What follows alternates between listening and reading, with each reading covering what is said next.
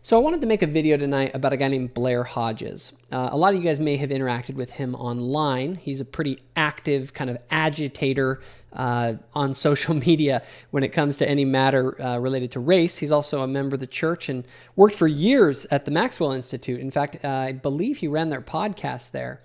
So Blair is very well connected in kind of the emerging intelligentsia in the church, and I think he represents, in my opinion, some really problematic things that I'm seeing within the intelligentsia of the church. And he specifically is a great representation of kind of this emerging anti-racism that comes from the academy that is now finding its way more and more into the church. And I want to invite him. The purpose of this video today is actually to extend an invitation to Blair to come on to my podcast to have a discussion about this. And I don't want this to be, it's not a debate. I'm happy to do a debate, but I would like first to have a discussion to really see if I can understand where he's coming from and then hear kind of what he thinks about the questions that I have about his worldview and perspective as kind of an anti-racist in 2022. So with that in mind, I wanted to go into a video that he has that I think kind of helps frame, I think the root of the difference in this and why I in our worldviews and why I think it's problematic. So let's just jump right into it. All right, this is where I come into the story. If somebody were to call me racist in the past, I would have thought that was ridiculous. I didn't use racial slurs. I didn't tell racist jokes. And I believed that I should treat everybody equally. I would never commit such an obvious act of overt racism. But did I speak up when I heard a racist joke? Or did I let it go? Did I let racist stereotypes slide? Or did I believe some of them myself that I learned from media and news, film? Did I try to learn about how racism is still alive and well in the criminal justice system, in banking and housing, in education and in healthcare? And did I try to do anything about that? Not really. So I've learned that I've been what some researchers would call passively racist. Psychologist Beverly Tatum compares the situation to those moving walkways at the airport. Active racism would be like walking or even running along the already moving ground. If I stand still, that conveyor belt still moves me along, though. By doing nothing, I move along. If I want to go the other way, I have to turn around and walk, and it takes extra effort to do that. This is all because racism's bigger than just me or you or the act of any single individual. We live in a society with systems that were built with racist intentions and with racist outcomes. This is the main way that I, as a racist person, have participated in racism. So I want to stop right there, and I want to take a look at kind of, let's frame what he's talking about here. And early in the video, he talks about this sort of different ideas about the definitions of racism. Because you and I probably normally think of racism as racism 1.0, as I call it, which is sort of this idea of personal animosity or bigotry towards a particular group, either in your attitudes or your behavior. But that's not what he's talking about here, and that's not what the new anti-racists are about. We're all against racism 1.0, and in fact, racism 1.0 is it's probably the biggest social taboo that exists, and in addition to that, there are not that many people out there when you're just walking around your daily life that you're going to find that are true racists 1.0. However, he's talking about racism 2.0, and this is very different because in racism 2.0, you don't even have to have anyone with personal animosity or bigotry. It's essentially any system, actions, or people that support any system that results in a racial disparity. So you are a racist just by virtue of standing still, of not being racist, as he puts it. Now he's drawing on the work of someone known as Ibram X. Kendi, who he actually quotes in this video. Now Ibram X. Kendi, this is from his book, How to Be an Anti-Racist. Here he is. Ibram X. Kendi is a radical anti-racist and tightly connected to kind of the neo-Marxist movements. There's a lot that can be said about that. However, his idea here, which is very Marxian in its kind of origins and in its outlook, is anyone who is supporting a racist policy through their actions or inaction or expressing a racist idea.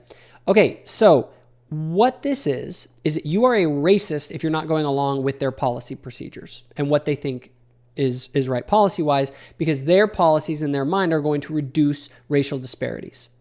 So you're a racist if you're on the other side. That's why they will call black people white supremacists, because they are upholding systems of power that result in black people not getting a fair shake. But the reality is that it's a lot more complicated than that, okay? There are a variety of reasons that disparities exist. In fact, disparities between racial groups are the norm. And in fact, just on financially, the racial group that does the best in the United States isn't even white people, it's Asians. And so there's a lot that I'd love to discuss with Blair on this topic. And an anti-racist is someone who is actively walking the other way on the treadmill. They are the one who is supporting the anti-racist policy through their actions or expressing an anti-racist idea. So look, this isn't about animosity, it's about policies. It's about politics. It's about power. And so instead of us all talking about racism the way we used to, we now are racist if we don't go along with a particular political program. Okay? So that is the type of racist activism that he's talking about. They just use the word racism. You see? It isn't really about race or bigotry or animosity or any of that. It's just about the systems aren't the way that we like them and they aren't producing the outcomes that we want. And anyone who opposes that is a racist. So I really would love the chance to talk more with Blair about this. Let's get a little bit more into his video. And in later 5-minute fights, we'll get into the statistics because there's a lot of denial about race-based injustices that happens today in America. Meaning, if you disagree with him, then you're a racist, right? If you deny any of the things that he wants to push. However, I would love to discuss the statistics that he's talking about because I've actually looked at them in a lot of depth, and I'd be curious about what he has to say and if he has anything that I haven't considered, and then he can look at some of the stuff that I'd like to show him and see what he thinks of it. We've got to refuse to overlook the problem of passive racism here in Utah. Certainly, there are some hardcore actively racist people here in Utah. They use slurs, commit violence, spread racist stereotypes, and things like that. And we should actively oppose such things and correct such things when we see them. But it seems to me that more often we just don't see the systems of racism that we benefit from every day. Or we look the other way when we do notice. Ibram X. Kendi said, "Denial is the heartbeat of racism." So there he is quoting Ibram X. Kendi. And keep in mind, when we talk about systems of racism, that's a very vague term. You see, what's interesting here is that the systems of racism, like Ibram X. Kendi, you know what Ibram X. Kendi thinks is a racist system? Capitalism. And so in order to be an active anti-racist, you have to actively be opposing capitalism.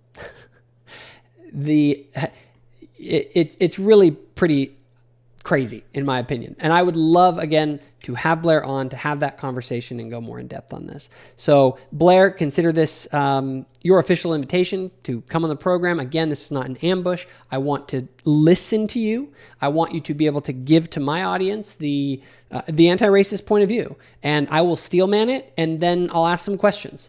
And then if we find that there is a good fundamental disagreement that we'd like to, go further and debate sometime or get more into, I'd be happy to do that as well. But in the meantime, would love to have you on and look forward to it.